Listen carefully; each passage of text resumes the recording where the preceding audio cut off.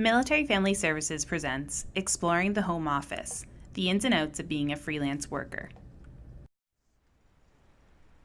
In this short video, we're going to look at what freelance work actually is, what types of work you can do as a freelancer, what are the benefits of freelancing as a military family member. We'll take you through a few questions so you can decide if freelance work is right for you, and then we'll provide a few quick steps that you can take to get started. A freelancer is someone who works selling work or services by the hour, day, or job, rather than working on a regular basis for one employer. A lot of people wonder what the difference between an entrepreneur and a freelancer is. Well, there is and there isn't a difference.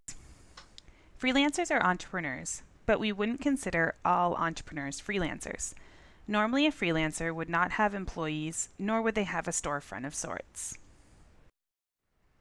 Over the last decade, freelance work in North America has skyrocketed. To give you some perspective into how large the online freelance economy is, World Bank Group estimated that online freelancing accounted for approximately $4.8 billion in revenue in 2016. Upwork, an online work platform that connects freelancers to clients, claimed that 1 in 3 Americans completed some form of freelance work in the past year. And of all the countries in the world, Canada is number 10 for overall freelancer earnings. The United States is number 1, and the Philippines is number 2. According to Policy Horizons Canada, a department of the Government of Canada, by 2030, they predict that a great number, perhaps even the majority of Canadians, will secure at least some form of their income through virtual means. It's pretty obvious. Freelance work is on the rise and is becoming more and more popular. But what are people actually freelancing in? So a decade ago, freelancers were largely found in a few occupations, like graphic design and animation, writing, and web design. In the past few years, freelance work has expanded to almost all industries and occupations.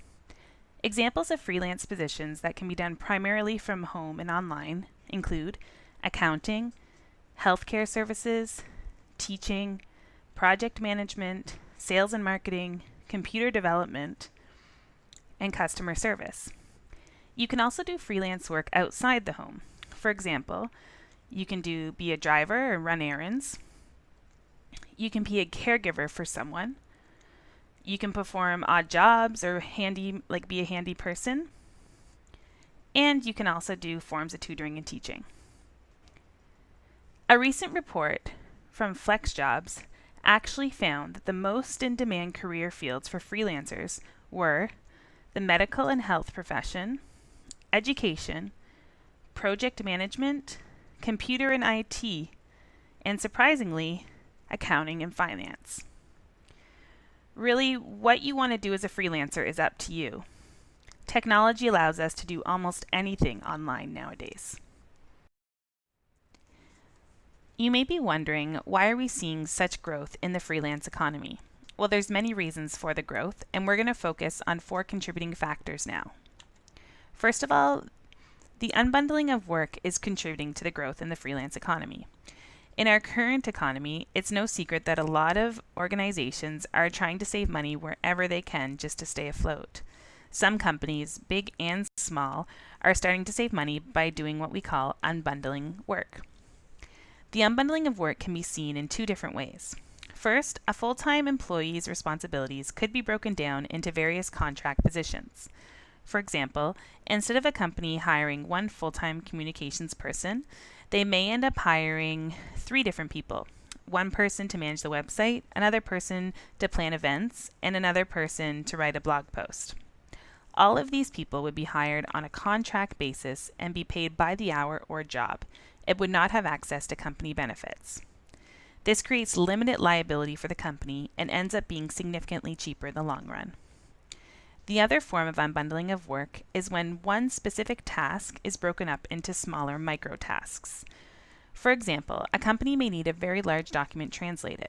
and instead of outsourcing that one document to one contractor, they may post it up on what we call a microwork website. On the microwork website, workers will then bid on different aspects or different sections of the document and end up translating it for very little cost. The next reason we're seeing the growth is because the development of the millennial generation who is looking for flexibility in their employment. Millennials, being people that are born between the 1980s and 1990s, are starting to definitely change the way we work by demanding more flexibility.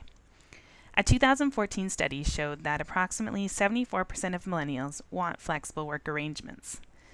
This is partially translating into millennials looking for self-employment and contract work.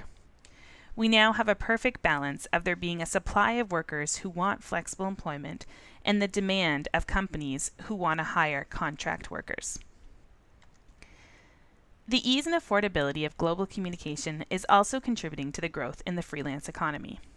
10 years ago, internet connections were much slower and definitely not as accessible. According to the World Bank, over 40% of the world's population are internet users. We can practically connect with anyone we want at any time for a fairly affordable cost.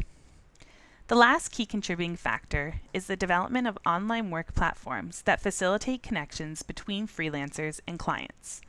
We're going to talk more about online platforms shortly. So why should you freelance? Well, there's a lot of reasons. A 2012 freelance industry report by Gaindia surveyed around 1,500 freelancers on their experiences. Highlights of this survey can be seen on the screen. Overall, freelancers reported being happier than they were before they were self-employed. Also, they reported that they were able to make a competitive wage while freelancing. And lastly, in general, freelancers were satisfied with their work. In addition to this positive outlook on the life of a freelancer, this type of employment can have several additional benefits for the military spouse or family member. As a military spouse, freelancing could be the answer for you as you travel from province to province across our country. You'll be able to keep the same clients, potentially increase your salary as you become more established, and you'll usually be able to work from home. Essentially, you may be able to conquer a lot of the most commonly reported issues for military spouses when it comes to employment. Issues such as not being able to maintain seniority at work, being underemployed, being limited to work in remote locations, needing a flexible work schedule to accommodate additional responsibilities, and the inability to meet language requirements when posted to a new province. We just presented some great reasons to freelance, but it is important to realize that freelancing is not for everyone. It's a good idea to try and figure out if it is right for you before diving in. To quickly see if it is right for you, review and ask yourself these questions. Do you value your personal freedom? One of the biggest trade-offs you will get from freelancing is personal freedom, the freedom to work on what you want, when you want, with who you want, and how you want. It is best that you appreciate these freedoms. Next, are you happy working alone? You don't always have to love working alone, but you do have to be able to do it and like it most of the time. There are solutions to working alone. For example, you could rent an office in a common workplace, but you will still not have the same support of a team like you would in a conventional workplace. Next, are you okay stepping outside your comfort zone? As a freelancer, to grow, you may need to take risks and take on jobs that are intimidating or scare you. If you don't, you may get stuck in a cycle of doing the same thing for the same clients over and over again and not experience much growth. Lastly, there is something that freelancers like to call the feast and famine cycle. This cycle refers to the reality of freelancers receiving a ton of work one month and then very few contracts the other. For this reason, it's really important that you are able to keep a personal budget while freelancing. Especially in the beginning, you will have to be very good at sticking to a budget for both your business and your personal life. Oh yeah, and it helps to like wearing sweatpants as a freelancer since you'll be able to work from home a lot of the time. So you've decided that you want to give freelancing a shot, but what's next? Well, first you'll need to choose your skill or service. Remember, your imagination is your limit when choosing what you want to do as a freelancer. Also, you may need to go through a trial and error process to find the right service for you to offer. Once you've decided, you'll need to get examples of your work or create a portfolio. Just like in a resume, you can't just claim that you're good at something, you need to have proof to back it up. One way to build up your portfolio is to use work from past jobs or take on some pro bono work that will give you the opportunity to increase your experience. Next, you'll need to find your industry and clients. Finding clients is often reported as the #1 issue for freelancers. Therefore, it is best to approach client recruitment in a variety of ways. First, referrals and a strong network go a long way.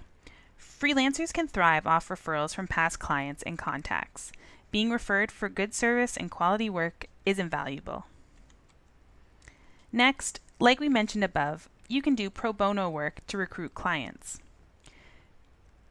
If you need more experience in your area of interest, volunteering is a great way to gain this experience.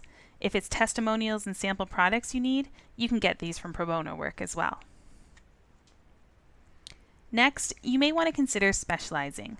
Once you start getting clients, you may naturally develop a niche, your area of industry expertise. This could be beneficial for you down the road and may generate more referrals as a result. Lastly, you may want to look into signing up for an online work platform.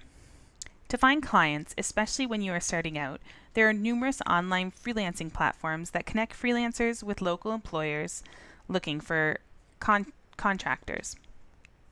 These platforms do cost money, and their fees depend on the number of clients you have and the amount of work that you're doing.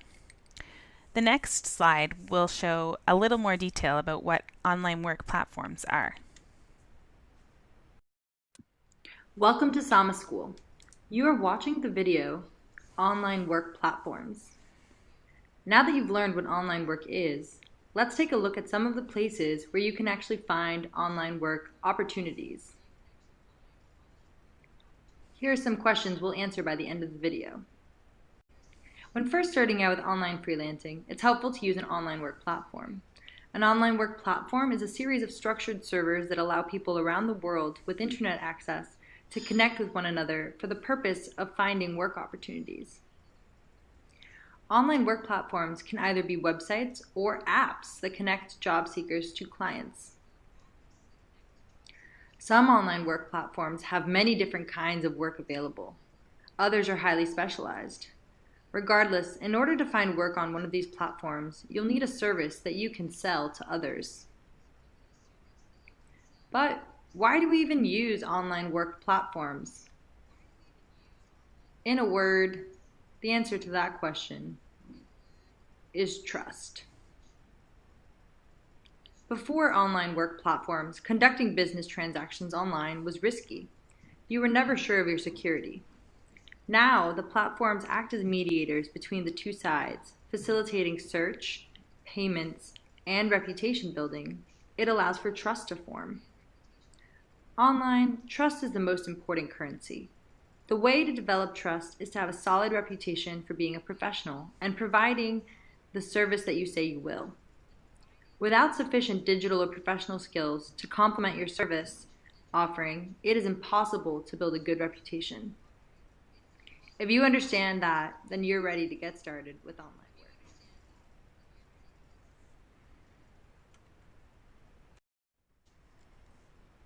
The top 2 online work platforms that you may want to consider checking out are Upwork and Freelancer. Both these platforms have employers who are looking for contract workers in Canada, and they both have different fee structures, so you will want to look into them for more information. That concludes our session on the ins and outs of being a freelance worker. If you have any questions about the information that was provided in this video, please feel free to send an email to employment@cfmws.com. And don't forget to like us on Facebook at Facebook/MFS Spousal Employment.